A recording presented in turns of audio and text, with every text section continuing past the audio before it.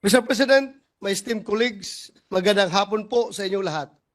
As chairperson of your Senate Committee on Public Order and Dangerous Drugs, it is my honor to present Committee Report number 3700 on proposed Senate Resolution numbers 194, 195, and 370 of Senators Ejercito, Poe, and Revilla Jr. respectively, taking into consideration the privileged speech of Senator Grace Poe delivered before this August chamber on December 14, 2023. It may be asked of this representation, what took the committee this long to come up with the committee report? The answer, very simply, is timeliness. Had we rushed the drafting and filing of this report, it would most likely have been premature to do so. I say premature because we would have ended it on a note of indignant protest and objection. Isang committee report na naghahayag ng matinding pagtutol sa kriminalidad na dulot at dala ng mga sindikatong nagtatago sa likod ng mga pugo. But because your committee has chosen the road less traveled yet more prudent, one of waiting and analyzing subsequent events as they emerge, we are able to submit and present a committee report that ends on a note of sobering acceptance of the challenge as well as of the opportunity. But then again, I am probably getting ahead of myself. Nevertheless, I believe the saying still rings true. It is good to begin with the end in mind. The resolutions of Senators Ejercito, Poe, and Revilla Jr., as well as the privileged speech of Senator Poe, delved into the disturbing reports of missing persons, violent crimes, and the alleged involvement of Philippine offshore gaming operators in these illicit activities. Agad nagpatawag ng mga pagdinig ang inyong komite at nagsagawa ng mga investigasyon. Our investigation revealed a complex and troubling situation. On one hand, official PNP data suggested a decline in overall crime rates for the period covered January 1 to September 20, 2022 as compared to previous years. On the other hand, we were faced with the proliferation of disturbing videos and reports on social media, testimonies from concerned citizens and organizations which painted a different picture, one of fear, uncertainty, and a growing sense of vulnerability. We could not ignore these concerns. Every victim of kidnapping, every act of violence, every life lost is one too many. After all, we have a duty to ensure the safety and security of all those within our borders, Filipinos and foreign nationals alike. Our committee's inquiry was able to confirm the undeniable link between POGOs and criminal activities, including kidnappings, human trafficking, and even murder. Looking at POGOs, we initially saw an opportunity for revenue, while foreign crime syndicates saw an opportunity for their expansion. And so, despite the often touted economic benefits of POGOs, we quickly discovered that a thriving economy can never outweigh a threatened nation. Acknowledging this, we came to ask what is the price we have been made to pay for allowing POGOs to continue. And are we still willing to afford it? Following the report of our humble committee, allowing POGOs to continue and proliferate has come at the cost of our peace and order, and no, we are no longer able, much less willing to afford it. Your committee has made administrative and legislative recommendations.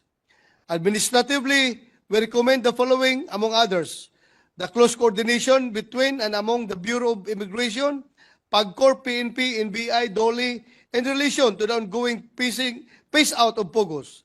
The Secretary of DOLE should diligently exercise their visitorial powers, conducting ocular inspections, evaluating compliance with labor standards, and occupational safety requirements.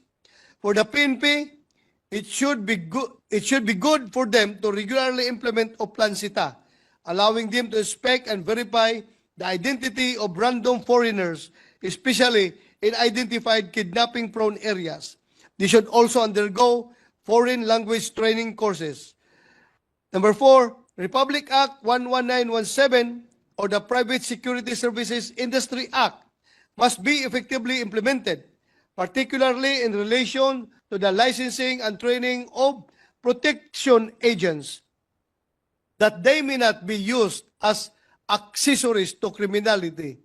The following are some of the legislative recommendations. Number 1, Congress should consider passing proposed measures that seek to modernize the Bureau of Immigration so that we can better ensure the effective implementation of our immigration law.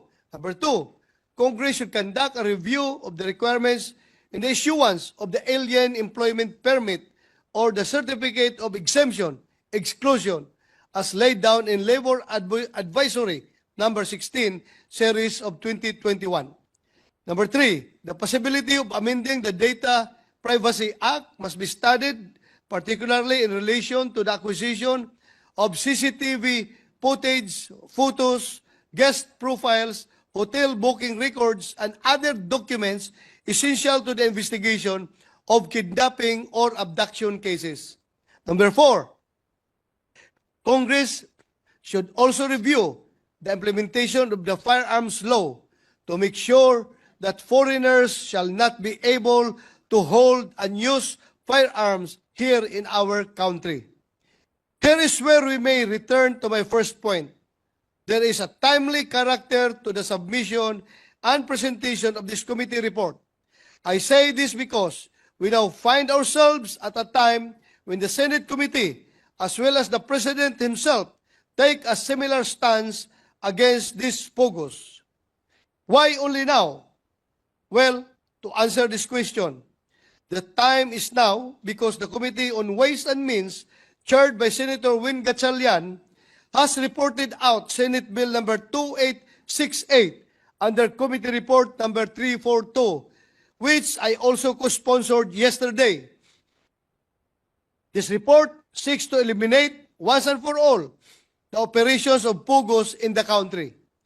The time is now, Mr. President, because the Committee of Women, Children, Family Relations, and Gender Equality, chaired by Senator Risa Hontiveros, soldiered on for 5 years.